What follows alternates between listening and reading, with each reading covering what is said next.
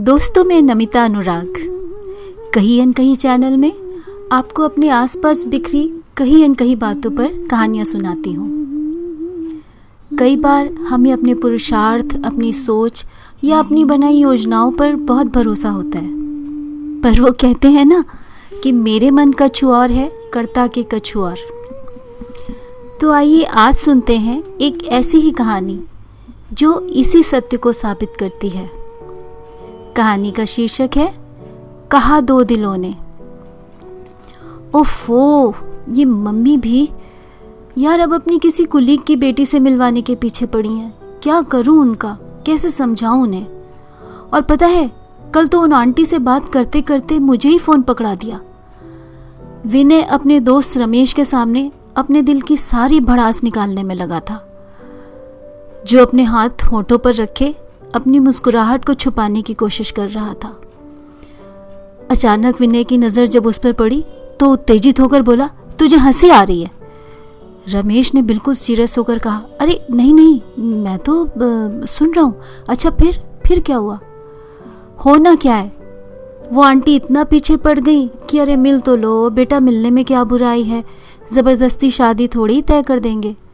फिर कहने लगी, देखो बेटा, शादी हो ना हो पर तुम्हें एक अच्छी दोस्त ज़रूर मिल जाएगी, मेरी बेटी बहुत समझदार है। फिर रमेश ने पूछा, अरे फिर क्या, अब मैडम से मिलने जाना है कल 5 बजे रेजोनेंस मार्केट में। तो प्रॉब्लम क्या है? रमेश ने कहा, बस जैसे उसने चिंगारी लगा दी थी। अबे ये तू पूछ रहा है? तुझे तो पता है मुझे कैसी लड़की चाहिए, इतने टाइम से ढूंढ रहा हूं, मिली आज तक। वरना फिर वही रंजन भैया और शर्मिला भाभी वाला एक और केस बन जाएगा कि भैया की इंग्लिश लिटरेचर की किताबें भाभी को कबाड़ लगती हैं और भाभी के तानपुरे हारमोनियम भैया को। अब ये एक ऐसा इशू था जिस पर बात बहुत लंबी खींच सकती थी, इसलिए रमेश ने चुप रह जाने में ही भलाई समझी। इधर विनय देर रात तक इसी उधेड़पुन में लगा रहा कि कैसे इस लड़की के लिए मना करेगा। दिमाग लगाकर कई सारे ऑप्शंस सोच लिए थे उसने। सुबह ऑफिस जाने से पहले माँ याद दिलाना नहीं भूली थी। जल्दी ही ऑफिस पहुंचकर उसने काम शुरू कर दिया था कि शाम को जल्दी निकल लेगा। दिन में एक अननोन नंबर से फ़ोन आया था, उसी लड़की का था। रसिका या राधिका टाइप कुछ नाम बताया था। इसने बता दिया था कि ये आसमानी शर्ट और काली पैंट में होगा। उसने बताया वो मैरून सूट और खुले बालों में। फोटो के लिए न उसने कहा न इसने पूछा। शहर का ये एक छोटा पर हाई फाई सा मार्केट था। शाम को यहाँ की रौनक ही अलग होती थी। हल्दीराम, सीसीडी, चायोस, बरिस्ता, तकरीबन सभी फूड आउटलेट्स यहाँ थे। लोग कहीं भी बैठकर गपशप में लगे रहते थे। क्राउड भी स्टैंडर्ड वाला होता था। विनय को वहीं पर शर्मा जी से कुछ डॉक्यूमेंट्स भी लेने थे। सोचा थोड़ा जल्दी निकलकर पहले शर्मा जी संग अपना काम कर लेगा, फिर उस लड़की से मिल लेगा। दोस्त की बाइक लेकर मस्ती में लहराते हुए काफ़ी जल्दी पहुंच गया था वहाँ।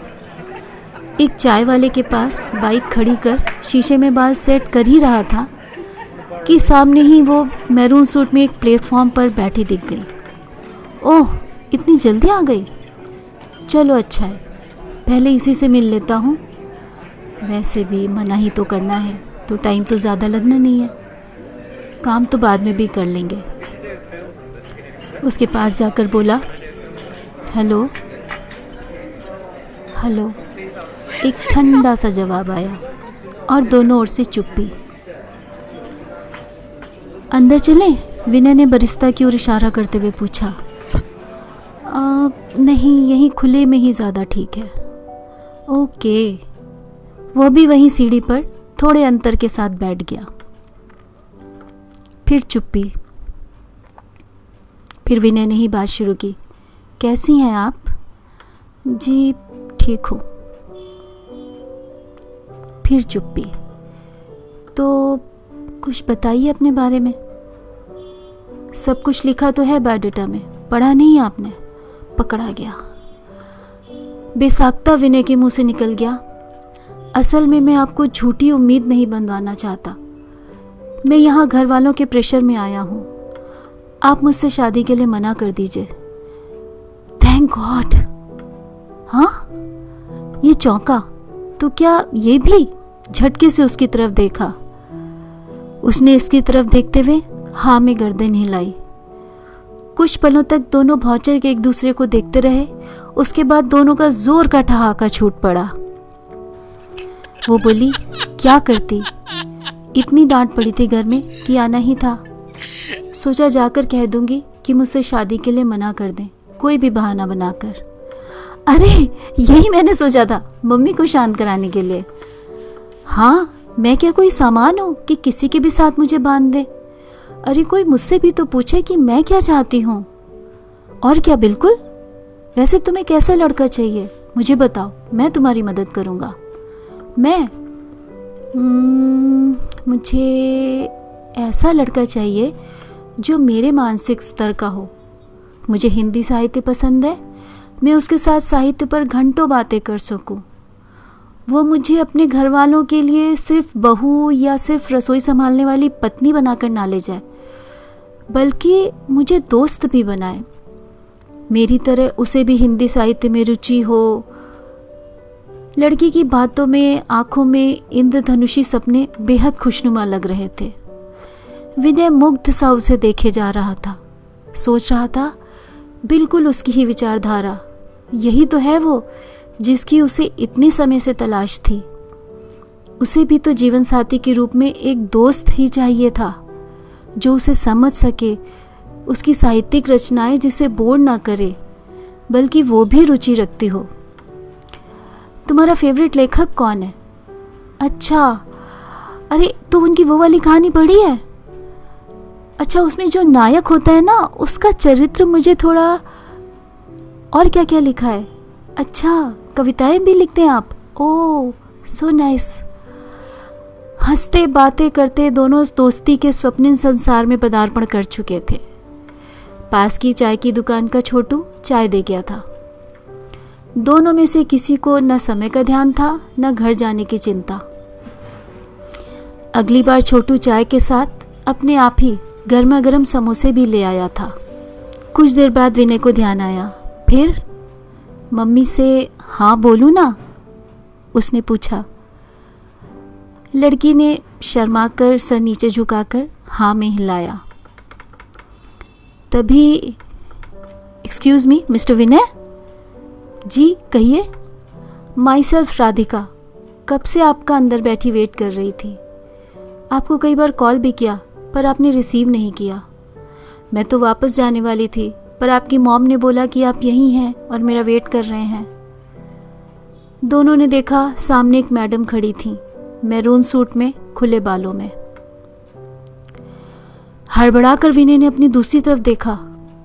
वो भी हैरान थी, इधर भी मैरून सूट और खुले बाल। अचकचाकर इस लड़की ने अपने बैग से मोबाइल निकाला, मैसेजेस देखे, व्हाट्सएप देखा। अनरेड मैसेज था, आज थोड़ा बिजी हूं, क्या हम आज के बजाय कल मिल सकते हैं? हैरानगी से विनय को देखा, फिर अस्फुट शब्दों में बोली, फिर आप कौन हैं? तीनों असमंजस की स्थिति में थे, पर तीनों ही कुछ कुछ समझ भी पा रहे थे। अंत में राधिका ही विनय की ओर देखकर बोली, चलें? वो बेवकूफ सा उसके पीछे चल दिया। थोड़ा आगे जाकर फिर से पीछे मुड़कर देखा। वो हतप्रभ सी देख रही थी उन दोनों की ओर। न जाने उस क्षण कहां से विनय में इतनी हिम्मत आ गई। एकदम से राधिका को रोककर क्षमा मांगते हुए बोला, आई एम सो सॉरी, मैं आपको कल कॉल करता हूँ और सब कुछ एक्सप्लेन करता हूँ, पर अभी मुझे जाना होगा। राधिका, जो अब तक कुछ कुछ समझ चुकी थी, उसने एक समझदार दोस्त की तरह मुस्कुराकर हाँ में सर हिलाया। वो वाकई दोस्ती के काबिल थी। उसे दुखी करते हुए विनय को बुरा भी लग रहा था, पर और कोई रास्ता नहीं था उसके पास। जल्दी से उसे बाय बोलकर विनय दौड़कर वापस उसी जगह आ गया। पर अब वहाँ कोई नहीं था। वो मैरून सूट वाली लड़की जा चुकी थी। क्या करे, कितनी मुश्किल से ऐसी लड़की मिली थी जो उसके सपनों के खाके में फिट हुई थी। अब कैसे ढूंढे उसे? न उसका नाम पता है, न फोन, न ठिकाना। दुखी मन से अपनी बाइक स्टार्ट करने लगा। आवाज़ सुनकर चाय वाला छोटू दौड़ता हुआ आया। उसको एक पर्ची पकड़ाते हुए बोला, सर जी, वो वाली मैडम जो यहाँ बैठी थी ना आपके साथ, वो ये दे गई थी आपके लिए। कह गई थी कि फ्री होकर इस नंबर पर कॉल कर लीजिएगा। पर्ची खोलकर देखी, एक मोबाइल नंबर लिखा था। कांपते हाथों से फ़ोन मिलाया। फ़ोन उठा, आवाज़ आई, हेलो। उसी की आवाज़ थी। ओह आप! खुशी से उछल पड़ा विनय। कुछ देर तक समझ ही नहीं पाया कि इस खुशी में कैसे क्या करे। जी, उधर से आवाज़ आई। दरअसल आपसे बस ये पूछना था कि आपने क्या डिसाइड किया है, घर जाकर मैं हाँ बोलूं या ना। दोस्तों, ये कहानी बस इतनी ही। फिर मिलेंगे एक नई कहानी के साथ। आप सब हमेशा स्वस्थ रहिए, खुश रहिए। अगर ये कहानियाँ आपके दिल को छूती हैं और आपने अभी तक कहीं अनकहीं चैनल को सब्सक्राइब और शेयर नहीं किया है तो प्लीज़ अब कर लीजिए। फिर मिलेंगे एक और कहीं अनकहीं लेकर। धन्यवाद।